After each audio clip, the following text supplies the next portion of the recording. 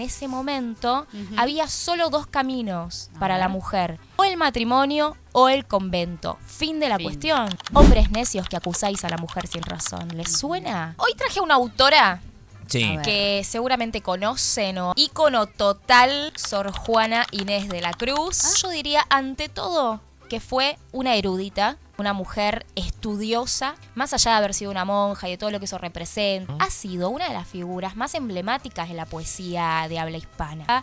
Nacida en la Nueva España en el siglo XVII, lo que hoy conocemos como México, una gran apasionada por el conocimiento. Ella ha estudiado matemática, filosofía, astronomía, para poder seguir ese anhelo de estudiar que ella tenía desde sus primeros años de vida. Ella aprendió a leer y a escribir a los 3 años de edad.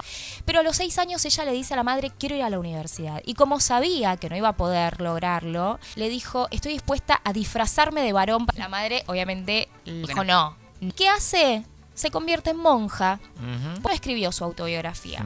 O sea, no es que escribió sobre ella de manera autobiográfica, pero escribió un texto muy conocido, que es la respuesta a Sor Filotea de la Cruz. Ella escribe en el año 1691, en donde le responde a una supuesta monja que le había escrito. Entréme religiosa, porque aunque conocía que tenía al Estado cosas, de las accesorias hablo, no de las formales, muchas repugnantes a mi genio, con todo, para la total negación que tenía al matrimonio, era lo menos desproporcionado y lo más decente que podía elegir en materia de la seguridad que deseaba de mi salvación. Lo único que quería era estudiar, era leer y escribir. Entonces, como no lo iba a poder hacer en matrimonio, porque iba a tener que dedicarse a criar a sus hijos, no iba a poder acceder a los estudios universitarios, sí podía acceder a la lectura y a la escritura desde el convento. De hecho, tenía más de 4.000 libros en su celda en el convento. Es una locura, tenía una biblioteca. Y allí recibía visitas de distintos obispos, de los virreyes de ese momento, de distintos letrados, poetas. Ha escrito en su vida más de 200 poemas, sin contar las obras de teatro que también ha escrito, cartas, canciones religiosas, otros textos que se han encontrado. Entonces, cuando es adolescente, ella va a la Ciudad de México a vivir con una tía. Tenían algunos contactos con la corte, entonces ella ingresa a la corte, conoce a los virreyes, al virrey Marqués de Mancera y su esposa Leonor María del Carreto. Se quedan embelesados, impresionados con su inteligencia inaudita. Entonces, ¿qué hace la virreina? En este caso, la toma como dama de compañía y se convierte en su primera mecenas. Entonces ella empieza a vivir en la corte virreinal, empieza a participar de las tertulias, pero empieza a observar cómo la corte es sumamente jerárquica, el lugar que ocupan los hombres, el lugar que ocupan las mujeres. Y allí escribe un poema. Yo diría, me atrevo a decir, es el más conocido de Sor Juana Inés de la Cruz. Hombres necios que acusáis a la mujer sin razón, sin ver que sois la ocasión de lo mismo que culpáis. Si con ansia sin igual solicitáis su desdén, ¿por qué queréis que obren bien si las incitáis al mal? Combatís su resistencia y luego con gravedad decís que fue liviandad lo que hizo la diligencia. Con el favor, y acá me salto unos versos, con el favor y el desdén tenéis condición igual, quejándoos si os tratan mal, burlándoos si os quieren bien. Opinión ninguna gana, pues la que más se recata, si no os admite es ingrata, y si os admite es liviana. Siempre tan necios andáis, que con desigual nivel a una culpáis por cruel y a otra por fácil culpáis. Pues cómo ha de estar templada la que vuestro amor pretende, si la que es ingrata ofende y la que es fácil enfada. ¿O cuál es más de culpar, aunque cualquiera mal haga, la que peca por la paga o el que paga por pecar?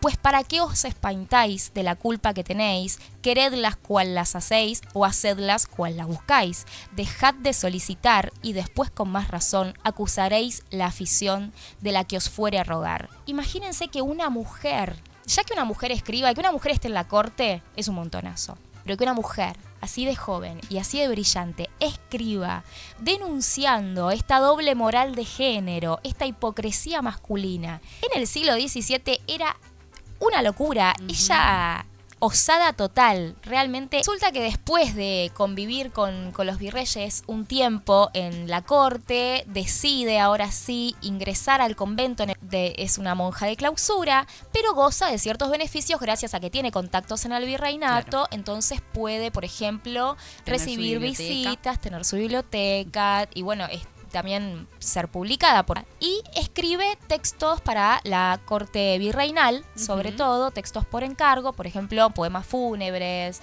o poemas de bienvenida, halagos. En 1680 hay un quiebre en la vida de Sor Juana porque aparece un nuevo virrey, Antonio de la Cerda y Aragón, pero sobre todo aparece una nueva virreina, su esposa María Luisa Manrique de Lara y Gonzaga, la Condesa de Paredes. Iba a ser quien publica el primer tomo de su obra reunida. Le ha escrito más de 50 poemas de amor. Yo quería llegar a esta parte. Yo vine por esto.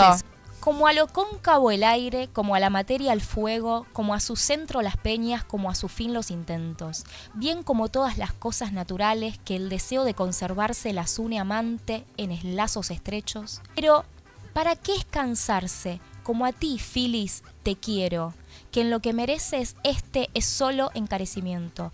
Ser mujer ni estar ausente no es de amarte impedimento, pues sabes tú que las almas distancia ignoran y el sexo. De más que al natural orden solo le guardan los fueros, las comunes hermosuras siguiendo el común gobierno, no la tuya que gozando imperiales privilegios, naciste prodigio hermoso con exenciones de regio. Bueno, después sigue: ¿puedo yo dejar de amarte si tan divina te advierto? Hay causa sin producir, hay potencia sin objeto, pues siendo tú el más hermoso, grande, soberano, excelso que ha visto en círculos tantos el verde tomo del tiempo, ¿para qué mi amor te vio? ¿Por qué mi fe te encarezco cuando es cada prenda tuya firma de mi cautiverio? Vuelve a ti misma los ojos y hallarás en ellos no solo el amor posible, mas preciso el rendimiento, entre tanto que el cuidado en contemplarte suspenso, que vivo, asegura, solo en fe de que por ti muero. Es una declaración de amor. Y abajo decía... Dice otro: así cuando yo mía te llamo, no pretendo que juzguen que eres mía, sino solo que yo ser tuya quiero. Yo te vi, pero basta, que a publicar incendios basta apuntar la causa sin añadir la culpa del efecto. Yo de adorarte el delito confieso, si quieres castigarme, este mismo castigo será premio. En ese pasó a nafta, ¿eh? Ya le dijo vos. Ella está entregadísima. Esto, no, y esto se pone cada vez mejor. Si culpas mi desacato, culpa también tu licencia. Que si es mala mi obediencia, no fue justo tu mandato. Y si es culpable mi intento, será mi afecto precito, porque es amarte un delito de que nunca me arrepiento. Esto en mis afectos hallo, y más que explicar no sé, más tú de lo que callé, inferirás lo que callo. Bueno. Que no es mucho lo que calla, Sor Juana. Sí, no, la verdad es que no. En 1690, apenas 2 años después de que se va la condesa, que se publica una carta privada que ella había escrito para responderle a un jesuita, Antonio Vieira. Ella le responde sobre cuestiones eclesiásticas. Este jesuita, que tenía muchos seguidores, era una persona con peso, reconocida dentro del ámbito eclesiástico. El obispo de Puebla, un obispo que era uno de los protectores de Sor Juana en ese momento, toma esa carta privada y la publica sin el consentimiento. Y además incluye un prólogo en el que le dice básicamente: mira, está todo bien con que vos escribas, pero deberías leer un poquito más a Jesucristo. Pero no va a firmar el prólogo con su nombre, el obispo de Puebla, sino que lo va a firmar haciéndose pasar por una monja, Sor Filotea de la Cruz. Pone tu firma, obispo de Puebla, ponele la firma. Bueno, pero... Sino que Sor Juana no se queda callada, por supuesto, y va a responder. Va a responder en su famosísima respuesta a Sor Filotea de la Cruz. Que ella no escribe su autobiografía, pero sí escribe sobre su vida anterior al convento y sobre su vida en el convento. Y lo más interesante también es que defiende el derecho de las mujeres a la lectura, a la escritura, al conocimiento, al estudio. Va a citar a otras mujeres históricas Y bueno, va a contar también su historia previa al convento. También él cuenta por qué elige el convento, y acá vuelvo a la cita que decía al principio: elijo el convento porque yo no me quiero casar. Algunas teorías dicen que la presión de la iglesia era tan grande sobre Sor Juana que termina dejando de escribir. De hecho, vende toda su biblioteca y en 1694 va a firmar un voto de silencio y penitencia con su propia sangre, en donde firma: yo la peor de todas. Claro. Bueno, un año después fallece de tifus, así que bueno, fueron poquitos los años en los que ella ha estado sin escribir, ¿no? Así que los y las invito a leer a Sor Juana Inés de la Cruz. La queremos mucho.